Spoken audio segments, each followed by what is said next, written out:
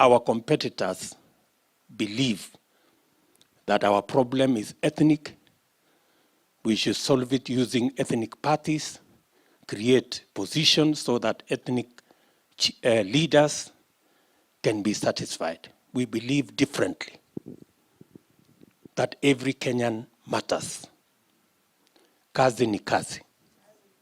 They believe that the power that is donated by the people of Kenya can be sought and exercised by leaders, and that the Constitution and institutions created by the Constitution and the law should facilitate those in power to drive their agenda.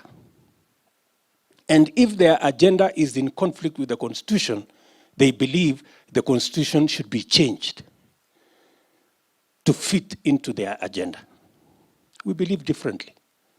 We believe power donated by the people of Kenya, exercised by leaders, should be in accordance with the Constitution, respecting the institutions set up by the Constitution, and in adherence to the rule of law. And if the pursuit of those in power is in conflict with the Constitution, it is not the Constitution to be changed.